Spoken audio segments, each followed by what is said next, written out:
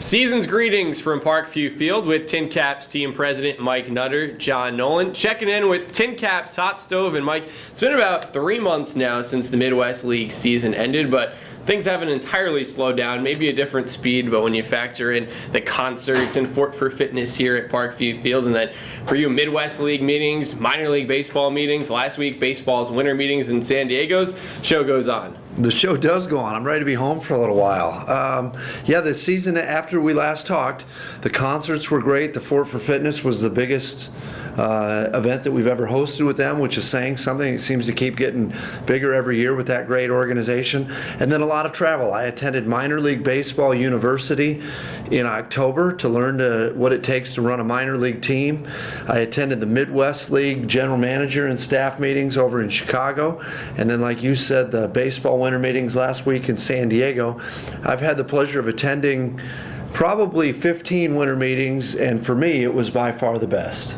And for the TinCaps in 2014, although the team extended its playoff streak to 6 years in a row, longest going in the league, ended the season in the Eastern Division Championship Series, so didn't quite get a Midwest League title, but the organization racked up just about every other award possible, from Female Executive of the Year in Abby Nas to the Single A Turf Manager of the Year in Keith Winter, winning that for a second time in a row in unprecedented fashion. On a lighter side, the Big Apple dessert was named the best new food item in minor league baseball by Ballpark Digest, which also tabbed the TinCaps as the Team of the Year in minor league baseball, and Parkview Field for the third time in 4 years named the #1 ballpark experience in the country. So not too shabby of a year in year number 6. No doubt. You know, we don't do it for the awards, but they sure are nice. And so to get the recognition from so many different places is tremendous. You know, Abby's award was voted on by the general managers in the league, so they know what's best.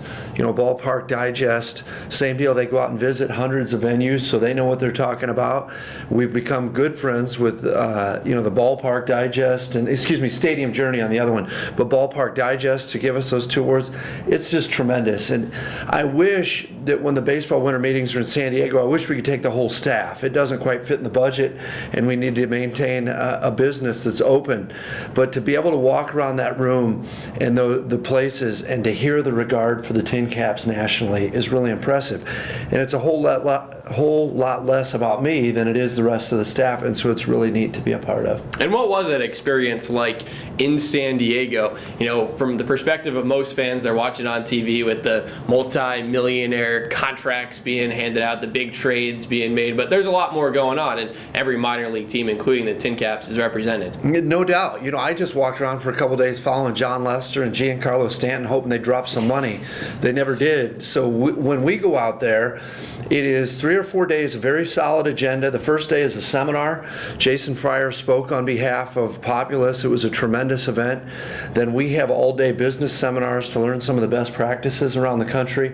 There's a trade show for a couple of days. There are a lot of events. One of the unique things is you always get together with your major league affiliate. It's tremendous. It's usually in a hotel ballroom somewhere, up in a hotel meeting space. Since it was in San Diego, it was in the home clubhouse. So that was neat, and got to see a lot of the names and the jerseys hanging of our former players. That was very cool. And then there's always a gala to wrap up the meetings, and it's been at some great places. We had one year at Fenway, and we had one at Lucas Oil when Indy hosted it. We've been on the field in Arlington at the ballpark down there for the Rangers. But to be in San Diego with that beautiful weather at our affiliate, for me, it was the best. It was neat because they set it up for a winter wonderland.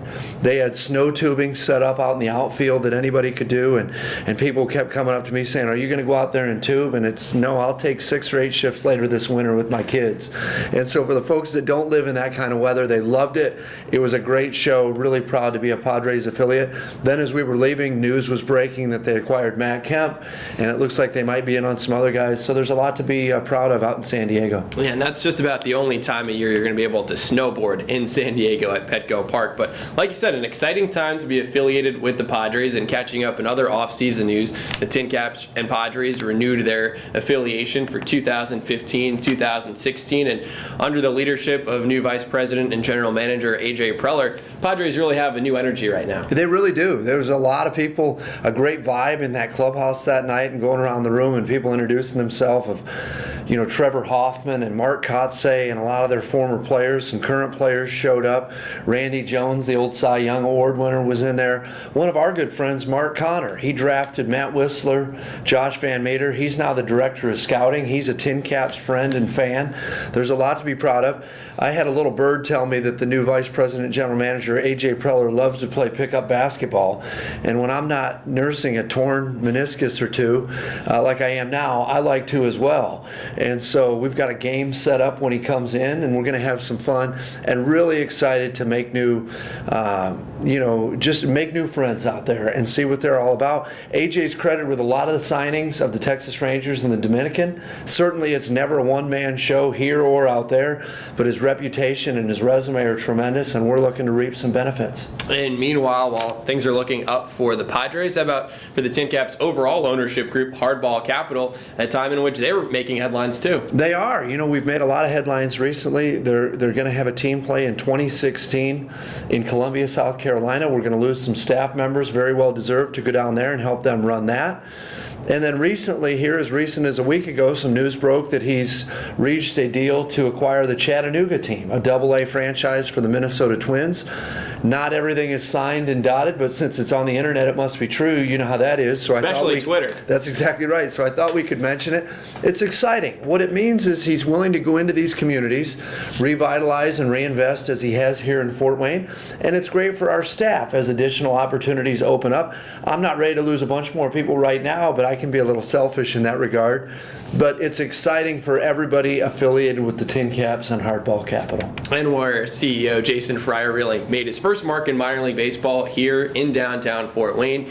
And as we bring it back locally here, the holiday season really kicked off here with the Night of Lights fireworks at Parkview Fields on Thanksgiving Eve. And I know it's been a busy time for the staff, between volunteering with the Salvation Army outside of Hobby Lobby to helping with the Fantasy of Lights at Franke Park, and really just hanging up decorations around the ballpark. It's a festive time of the year, and you even got the Orchard Team store open at Glenbrook Square Mall. Yeah, there's no doubt. We talk about being members of the community and not just when we're selling tickets or when we have games.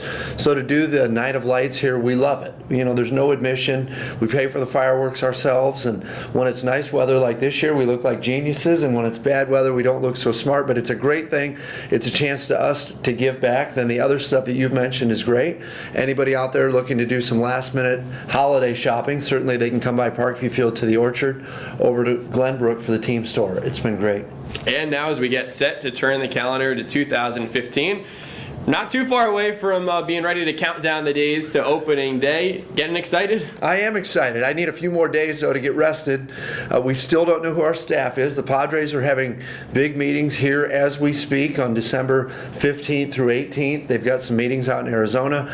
Should provide a lot more clarity to who our on-field staff is going to be. Certainly, we don't have much input in that, but I would certainly welcome back the 3 guys we had in the dugout last year and hope we get at least a couple of them back. And year number 7, it'll kick off here at Parkview Field on Sunday, April 12th, 4:05 against the Lansing Lugnuts. So start to get excited as big fun returns to downtown Fort Wayne. Mike, a Merry Christmas to you, a Happy New Year, and we'll catch up soon with more hot stove news and the TinCaps. Thank you very much. Stay tuned to TinCaps.com and at TinCaps on Twitter and Instagram for the latest Fort Wayne TinCaps news. This has been a TinCaps production.